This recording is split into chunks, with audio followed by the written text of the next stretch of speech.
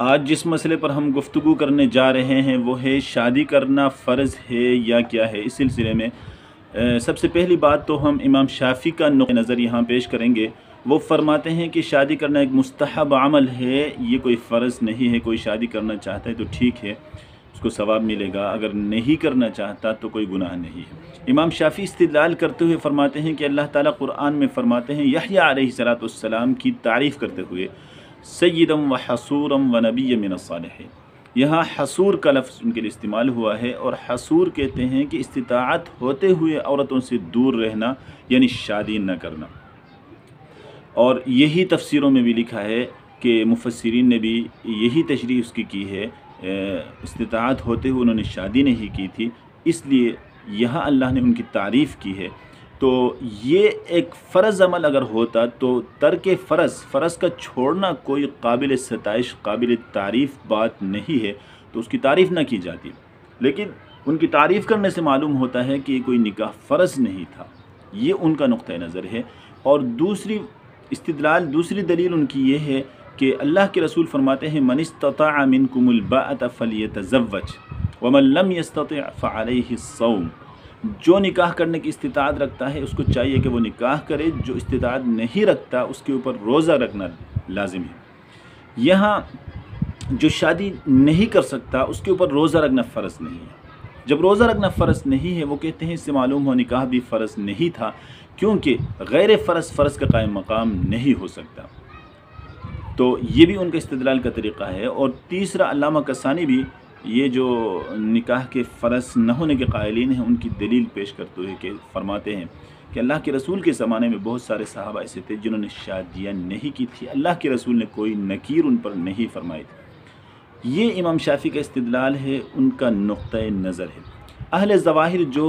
حدیث کے ظاہر پر عمل کرنے والا طبقہ ہے، وہ کہتے ہیں کہ بہر صورت جو ہے نکاح کرنا فرض ہے۔ اللہ تعالیٰ کیونکہ قرآن میں فرماتے ہیں وَأَنْكِحُوا الْأَيَامَ مِنْكُمْ وَالصَّالِحِينَ مِنْ عِبَادِكُمْ وَإِمَائِكُمْ، بے نکاحی لوگوں کا اپنے اندر جو ہے آپ نکاح کرایا کرو، اور تمہاری باندیاں اور اس طرح غلام جو اس کی استطاعت رکھتے ہیں ان کا نکاح کراؤ۔ یہ اللہ تعالیٰ حکم دے رہے ہیں، اور امر کا صیغہ استعمال کرتے ہیں، اور صیغہ امر جو ہے یہ آرڈر ہے، حکم ہے، تو اللہ کا حکم جو ہے لازمی طور پر وہ فرض ہی کا درجہ رکھتا ہے۔ اور اسی طرح جو ہے اللہ کے رسول فرماتے ہیں من استطاع منکم الباءۃ فلیتزوج فانہ اغض للبصر واحسن للفرج، جو استطاعت رکھتا ہے شادی کرنے کی اس کو چاہیے کہ وہ شادی کرے، اس لیے کہ یہ انسان کو بد نظری سے بچانے کا ذریعہ ہے اور پاک دامن رکھنے کا ذریعہ ہے۔ تو اس حدیث سے بھی یہ بات واضح ہو جاتی ہے کہ نکاح کرنا فرض ہے۔ اور تیسری اگلی دلیل وہ یہ کہتے ہیں کہ ایک مسلمان کو جو ہے زنا سے جو کہ حرام ہے، ولا تقربوا الزنا، اللہ نے فرمایا، یعنی زنا سے بچنا انسان کے اوپر فرض ہے، اور اس سے بچنے کا ذریعہ نکاح ہے، تو فرض کا ذریعہ بھی فرض ہوتا ہے۔ یہ بھی ان کا ایک استدلال ہے۔ وہ کہتے ہیں کہ ان دلائل کی روشنی میں وہ کہتے ہیں نکاح کرنا جو ہے یہ فرض ہے۔ احناف اس سلسلے میں اعتدال پر ہیں، وہ کہتے ہیں کہ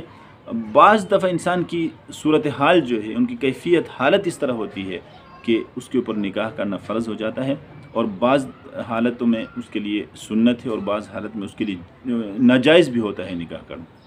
ہم اس کی ڈیٹیل میں جاتے ہیں۔ اگر خاتون کی ہم پہلے بات کریں تو کوئی خاتون اگر اس طرح ہے کہ نکاح نہ کرنے کی صورت میں اس کو بدکاری میں پڑنے کا خطرہ ہے، تو ایسی صورت میں اس کے اوپر نکاح کرنا فرض ہو جاتا ہے۔ اگر نکاح نہ کرنے کی صورت میں اس کو بدکاری میں پڑنے کا کوئی خطرہ نہیں ہے، تو ایسی صورت میں اس کے لیے نکاح کرنا سنت ہے، اور سنت بھی سنت مؤکدہ ہے۔ اور اس سنت کے بارے میں اللہ نے فرمایا، اللہ کے رسول نے فرمایا النکاح من سنتی فمن رغب عن سنتی فلیس منی، نکاح میری سنت ہے، اور دوسری جگہ فرمایا جو میری سنت سے اعراض کرتا ہے وہ مجھ سے نہیں ہے۔ بعض حدیثوں میں صرف نکاح ہی کے بارے میں یہ روایت موجود ہے کہ جو انسان نکاح کرنے کی طاقت رکھتا ہے پھر بھی نکاح نہیں کرتا تو وہ میری امت میں سے نہیں ہے۔ تو یہ تو خاتون کے بارے میں اگر مسئلہ یہ ہوا کہ اگر نکاح نہ کرنے کی صورت میں بدکاری میں پڑنے کا خطرہ ہو تو نکاح کرنا فرض ہے، اگر ایسا خطرہ نہ ہو تو نکاح کرنا اس کے لیے سنت مؤکد ہے۔ اگر مرد کی ہم بات کریں تو مرد کے لیے یہ ہے کہ سب سے پہلی اس کی شرط یہ ہے کہ اگر نکاح نہ کرنے کی صورت میں اسے بدکاری میں پڑنے کا خطرہ ہے۔ دوسری بات، نکاح کرنے کے بعد وہ اپنی بیوی کے نکاح سے ریلیٹڈ جو حقوق ہیں ان کی ادائیگی کر سکتا ہے۔ تیسری بات، وہ اپنی بیوی کا خرچہ اور اس کے رہائش کے انتظام کر سکتا ہے۔ یہ 3 شرائط اگر اس کے اندر ہیں تو پھر اس کے لیے نکاح کرنا فرض ہو جاتا ہے۔ یہ ساری جو احادیث ہیں اور اس طرح جو آیات ہیں، یہ اس حالت کے اوپر جو ہے محمول ہے، اس حالت میں نکاح کرنا فرض ہے۔ اور اگر کوئی انسان اس کو یہ کوئی خطرہ نہیں ہے، اگر نکاح نہیں بھی کرے گا تو اس کو بدکاری میں پڑنے کا کوئی خطرہ نہیں ہے، باقی شرائط اس کے اندر موجود ہیں۔ تو مثلا بیوی کے ازدواجی حقوق بھی ادا کر سکتے ہیں، نفقہ خرچہ بھی دے سکتا ہے، لیکن نکاح نہ کرنے کی صورت میں اس کو کوئی خطرہ نہیں ہے بدکاری کا، تو ایسی صورت میں اس کے لیے یہ نارمل حالت ہے، نکاح کرنا اس کے لیے سنت ہے، سنت موقدہ ہے۔ تو تیسری صورت یہ ہے کہ ایک انسان جو ہے اس کو نکاح نہ کرنے کی صورت میں یہ خطرہ تو ہے، بدکاری میں پڑنے کا خوف تو ہے، اور نکاح کرنے کے بعد وہ بیوی کے اخراجات جو ہے اس کو رہائش دینا، اس کو نفقہ دینا وہ نہیں کر سکتا۔ تو ایسی صورت میں اللہ کے رسول فرماتے ہیں من استطاع منکم الباءۃ فلیتزوج، جو تم میں سے طاقت رکھتا ہے نکاح کی، یہاں طاقت سے مراد جو ہے وہ خرچہ اور نفقہ اور سکنا وغیرہ، اس کے رہائش کا انتظام کرنا، یہ استطاعت۔ اگر کوئی اس کی استطاعت رکھتا ہے اس کو چاہیے کہ شادی کرے۔ اگر اس کی استطاعت نہیں رکھتا، دوسری طرف اس کو نفسانی طور پر اس کو شادی کا تقاضا ہے، تو پھر کیا کرے؟ اس کو روزہ رکھے، تاکہ فَإِنَّهُ لَهُ وِجَاء، یہ روزہ جو ہے اس کی اس خواہش کو کم کرنے کا ایک ذریعہ ہے۔ اور اسی طرح اگر کوئی انسان جو ہے اس کو جو نکاح کرنے کے بعد اس کو معلوم ہے کہ وہ بیوی کے ازدواجی جو حقوق ہے، خاص نکاح سے ریلیٹڈ جو حقوق ہے، جو اصل نکاح کا مقصد ہے، اس کی ادائیگی کرنے پر وہ قادر نہیں ہے، پھر بھی وہ شادی کرتا ہے، تو اس کے لیے شادی کرنا جائز ہی نہیں ہے۔ بلکہ شادی کرنے کے بعد بھی اگر بیوی یہ شکایت کرے اور عدالت سے رجوع کرے، وہاں جا کے اپنے خاوند کے بارے میں یہ بات کرے کہ وہ میری جو نکاح سے ریلیٹڈ حقوق ہے ان کی ادائیگی نہیں کر سکتا، تو ایسی صورت میں عدالت ان کے درمیان جو ہے جدائی ڈالے گی۔ یہ الگ ایک بحث ہے، اس پر بھی آگے ہم بات کریں گے۔ یہاں میں نے جو ہے ساری جو نکاح کے بارے میں سارے اختلافات کو سامنے لا کر احادیث اور قرآن سے جو استدلالات ہوئے ان سب کو سامنے اس لیے لایا کہ آج اس سوشل میڈیا کے اس دور میں بہت سارے لوگ ایسے کرتے ہیں کہ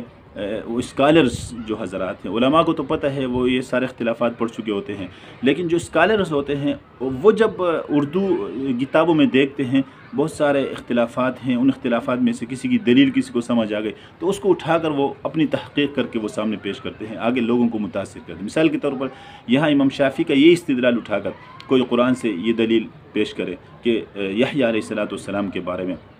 یہ کہا گیا کہ حصور ہے، تو یہ بڑی اچھی دلیل لگ رہی ہے۔ بہت سارے لوگ جو ہے نا حدیث کو سائڈ پر رکھ کے قرآن سے استدلال کرتے ہیں، حالانکہ یہاں یہ جواب دیا جا سکتا ہے کہ یہ تو یحییٰ علیہ السلام کی شریعت کی بات ہے، ان کی شریعت میں نکاح نہ کرنا افضل ہو سکتا ہے، لیکن ہماری شریعت میں تو یہ بات نہیں ہے۔ باقی بہت سارے فضائل اس کے اندر ہے، اور آگے بھی میں انشاءاللہ جو ہے اپنے سننے والوں کو اپنی ویڈیو کے اندر جو ہے جو بھی اختلاف ہوگا اس کی پوری ڈیٹیل وضاحت کے ساتھ اس کا پس منظر سب کچھ بیان کروں گا۔ وآخر دعوانا ان الحمدللہ رب العالمین۔